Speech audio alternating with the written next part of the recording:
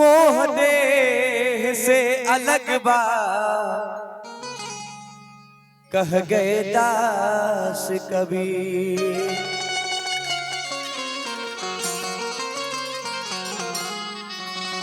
अरे कि अइला अकेले तो हके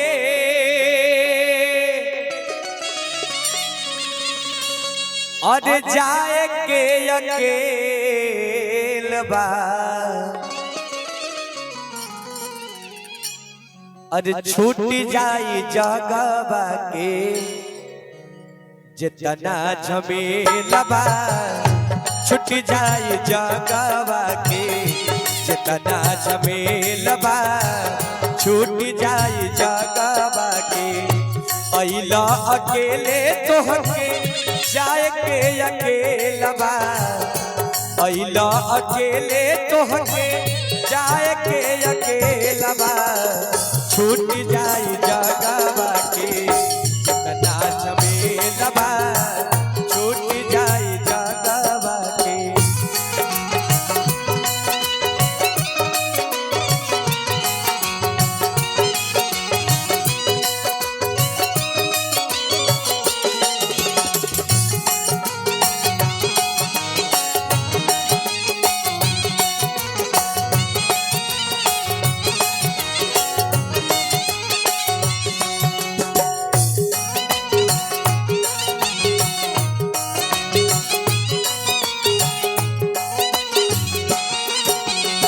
कैसे कितनो तू सही हरबा बाकी अंत समय आवेला।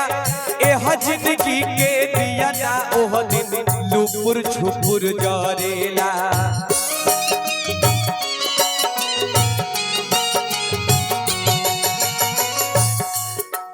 कितनो तू सही हरबा बाकी अंत समय आवेला। एह जिंदगी का दिया ना ओह दिन लुपुर छुपुर जरेला। एह जिंदगी का दिया ना ओह दिन लुपुर छुपुर जरेला। उतने जरेला जितना उतने जरेला जितना एक राम तेल बा। उतने जरेला जितना एक राम तेल बा। छूट जाई जगवा के जितना झमेला बा। छूट जाई जगवा के।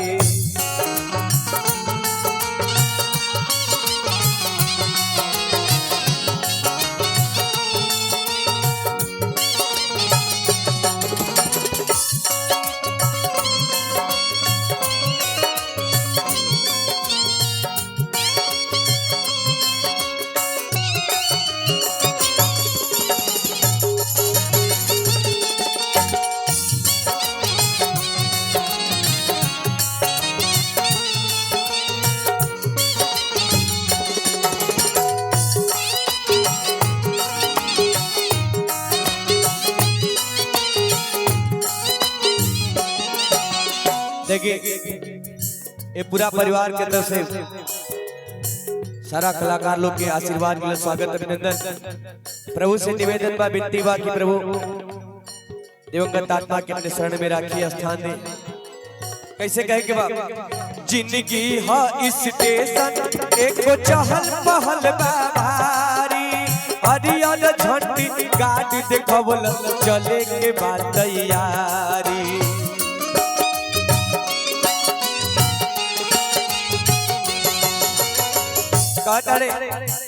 जहिया भगवान लिख देले बड़ा उसे एक सेकेंड आदमी ना जी। जैसे रेल के जैसे ही हरियर लाइन सिग्नल मिलेला तैसे ही तुरंत चल पड़ेला।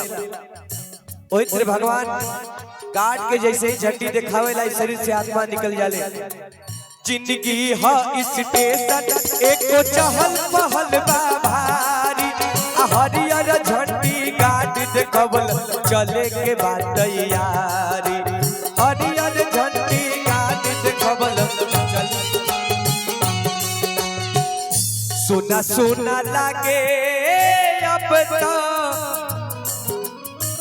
छूट गई रे लबा।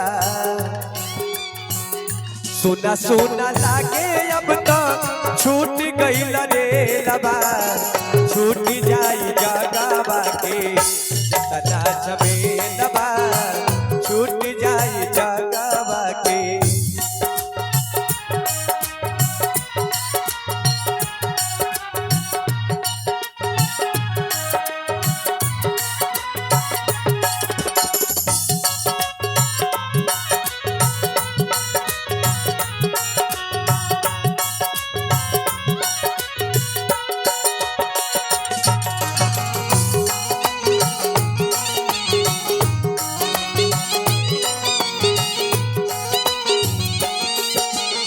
और क्या कहेगा बाबा?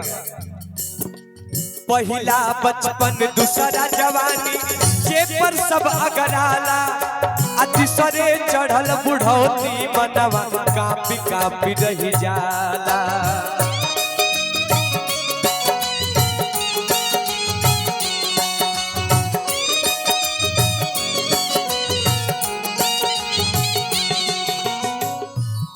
बचपन में लड़काई में बीत जाला, जवानी आवेला अपना पुरुषार्थ पर आदमी अपना गुमान में कुछ करे की ताकत रखेला, लेकिन जैसे ही बुढ़ापा आवेला गिरा देला आदमी लगेला राम राम जपे जान जाला कि अब कोनो चले वाला नहीं खे। पहला बचपन दूसरा जवानी जे पर सब अगराला तीसरे चढ़ल बुढ़ौती मनवा कापी कापी रही जाला।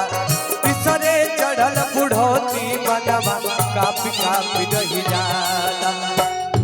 इहे 3 घंटा वाला जिंदगी के खेलबा,